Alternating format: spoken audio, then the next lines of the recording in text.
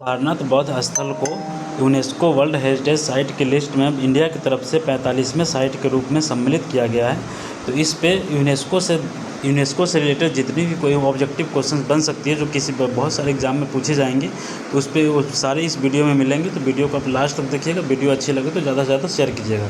पहला क्वेश्चन आप देख सकते हैं, सारनाथ को यूनेस्को विश्व धरोहर सूची में किस वर्ष शामिल किया गया है? तो इसका करेक्ट आंसर हो जाएगा 2026। तो दक्षिण कोरिया के बुसान शहर में यूनेस्को विश्व धरोहर समिति की 48वें सत्र में ये घोषित किया गया है कि सारनाथ को यूनेस्को की लिस्ट में शामिल किया जाएगा, और इसका करेक्ट आंसर है 2026। अब नेक्स्ट क्वेश्चन देख सकते हैं, सारनाथ को भारत का कौन सा यूनेस्को विश्व धरोहर स्थल बना है? इसका करेक्ट आंसर हो जाएगा 45वां स्थल बना है। और पहला कौन होगा? भारत की तरफ से पहला स्थल कौन सा था? तो उसका एक करेक्ट आंसर हो जाएगा अजंता गुफा, एलोरा और आगरा फोर्ट और ताजमहल, चारों को इकट्ठे शामिल किया गया था। और जो 44th है ये तो 45वां है। 44th का आप देखेंगे तो मराठा मिलिट्री लैंडस्केप, जिसको जुलाई 2025 में शामिल किया गया था। नेक्स्ट क्वेश्चन देखेंगे, तो भारत विश्व धरोहर स्थलों की संख्या के आधार पर विश्व में कौन से स्थान पे है? तो भारत का स्थान जो है 6वें स्थान है। टोटल 45 विश्व धरोहर स्थल है भारत के पास, और इसमें पहले स्थान पर आप देखेंगे तो इटली है, 61 स्थल है उसके पास। उसके बाद चाइना है, जर्मनी है, फ्रांस है और स्पेन है, और भारत का स्थान है 6वां। नेक्स्ट क्वेश्चन देखते हैं, सारनाथ को यूनेस्को में किस मानदंडों के अंतर्गत शामिल किया गया है? तो इसका करेक्ट आंसर हो जाएगा थर्ड और सिक्स्थ। ऑप्शन नंबर बी हो जाएगा। तो अब देखते हैं कि जो यूनेस्को के मानदंड है, मानदंड में कौन कौन से चीज़ें शामिल है। यूनेस्को के मानदंड 3 टाइप के मानदंड होते हैं, सांस्कृतिक, प्राकृतिक और मिश्रित। सांस्कृतिक मानदंड में क्या है? रचनात्मक प्रतिभा, मानव रचनात्मक का उत्कृष्ट दर्शाना, सांस्कृतिक मूल्यों का आदान प्रदान, वास्तुकला तकनीकी एवं टाउन प्लानिंग का मानवीय मूल्यों का प्रभाव दिखाना, सांस्कृतिक परंपरा किसी जीवित या लुप्त हो चुकी सभ्यता का अनूठी परंपरा का प्रमाण।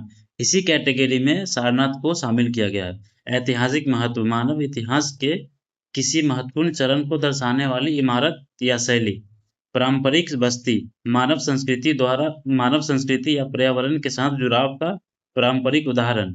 और आध्यात्मिक और प्रतीकात्मक जुड़ाव, कला, साहित्य एवं मान्यताओं से सीधे जुड़ा हुआ स्थल। और ये तीसरा और छठा, किसी जीवित या लुप्त हो चुकी सभ्यता की अनूठी परंपरा का प्रमाण, और कला साहित्य के मान्यताओं से सीधे जुड़ा हुआ। इसी 2 कैटेगरी में सारनाथ बौद्ध स्थल को शामिल किया गया। और देख लेते हैं नीचे प्राकृतिक मानदंड क्या है। प्राकृतिक सुंदरता, असाधारण प्राकृतिक सुंदरता और सौंदर्य वाला दृश्य। भूवैज्ञानिक इतिहास, पृथ्वी के विकास के प्रमुख चरणों के प्रक्रियाओं का प्रदर्शन। पारिस्थितिक प्रतिक्रिया, भूमि, मीठे पानी एवं तटीय पारिस्थितिक तंत्रों का विकास का उदाहरण। जैविक विविधता, लुप्तप्राय प्रजातियों एवं महत्वपूर्ण प्राकृतिक आवासों का संरक्षण। नेक्स्ट क्वेश्चन है, भारत ने विश्व धरोहर कन्वेंशन का अनुसमर्थन किस वर्ष किया था? तो इसका करेक्ट आंसर हो जाएगा 1977 में किया था।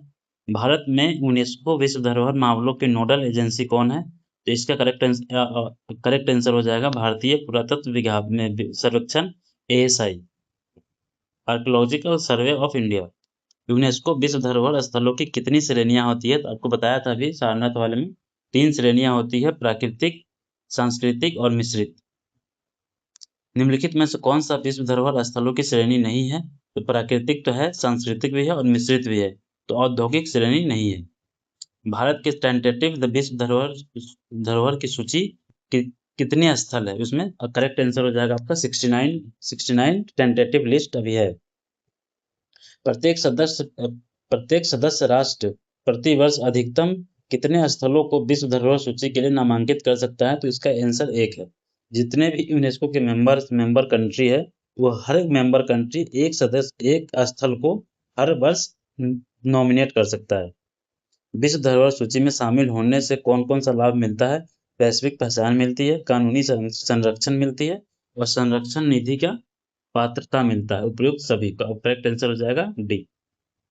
निम्नलिखित में से कौन सा बौद्ध धर्म 4 प्रमुख तीर्थों के स्थल में शामिल नहीं है? तो बौद्धों का जो 4 प्रमुख तीर्थ स्थल है, उसमें पहला है लुम्बिनी, बोधगया, कुशीनगर और सारनाथ। तो इसमें चौथा सांची ऑप्शन है, जो कि सांची नहीं है, बौद्ध बौद्ध तीर्थ स्थल। तो करेक्ट आंसर हो जाएगा डी।